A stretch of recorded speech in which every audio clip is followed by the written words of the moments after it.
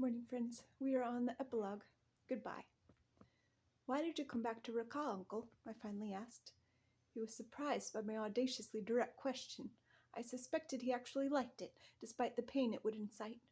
You might think it was silly of me to consider this some kind of deal, but anyone who had endured a period of self-questioning similar to what I had undergone would not deny me the question. I believed that I provided him an occasion to answer such openness coming from me when I told him that I was leaving the country for good the next day. 2 days earlier, while I was trimming his trees, he had approached me and inquired why I would not settle in Raqqa.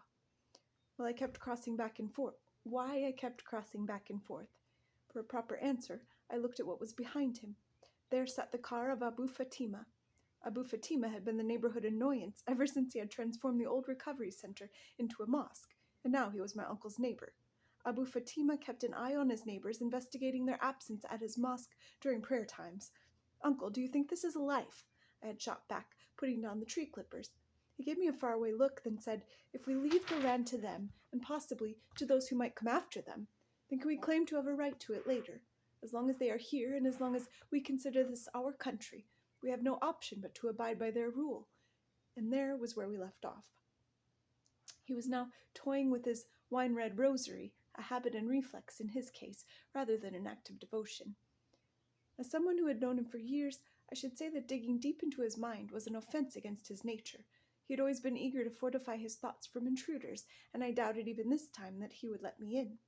But a last visit was vital because an argument I could parry was necessary equipment for my journey, since, at least in my view, he had left the country when there was hope and returned when that hope had vanished.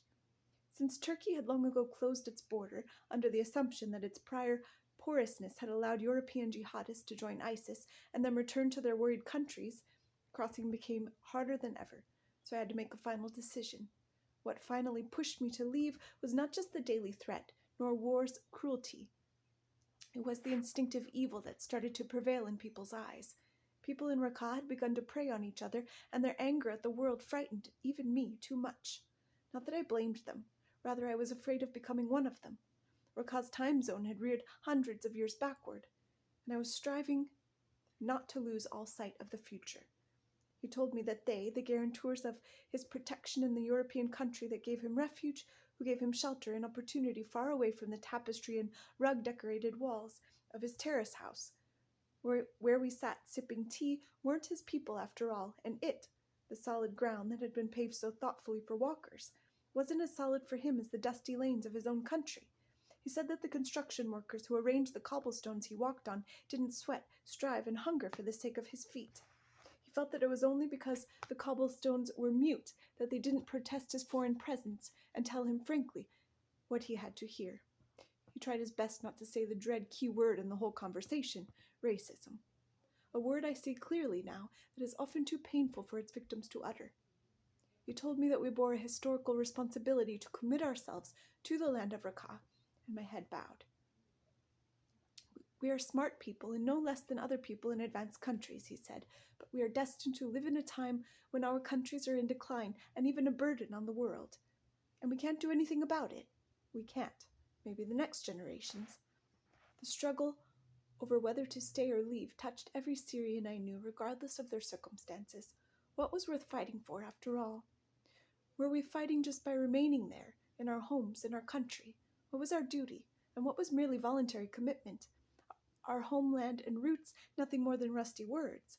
Or perhaps there is some sort of gravitational attachment to the soil we covered ourselves with when we were toddlers, to the grass that grew from it and that we ate. Are we responsible to the future generations, or only to our consciences? Raqqa was his home, and it, even in such conditions, will always be. Half a homeland is better than none, he said upon his arrival back in Syria, and it should have been enough for me the moment I heard it. By the time he concluded, I knew I had opened somewhere delicate inside him, an old wound. I bade him farewell and glanced at the closed cafe when I was interrupted by a freezing gust of wind, unthinkably more tender than Abu Fatima's indoctrination speech, which also blasted me from the mosque speakers. If a woman's feet are uncovered during praying, her prayer is invalid, he taught. It was settled. Abu Fatima's words mercilessly smacked down the doubts that my uncle had raised. An air of detachment set me free. It would take me a few weeks outside that cycle of conflicts to realize that I am destined to be centerless, one lone flaming planet outside of a livable orbit. Opportunistically, I should like to present my definition of destiny. It is what I could have avoided, but I dared not. It is what I wanted to embrace, even when I saw it in my death. It is the seductive angels of fire and the celebrating jinns. It is what I must break ties with and commit apostasy.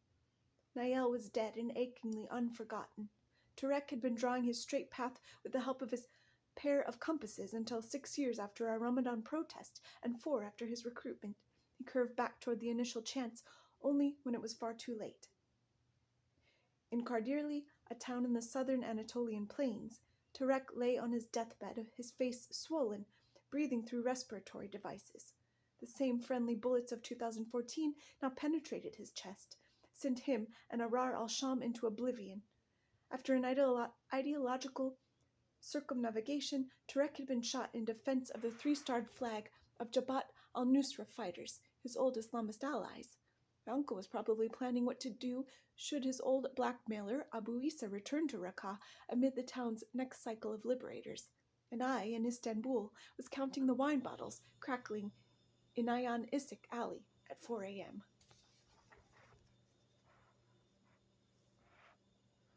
Have a wonderful day, friends.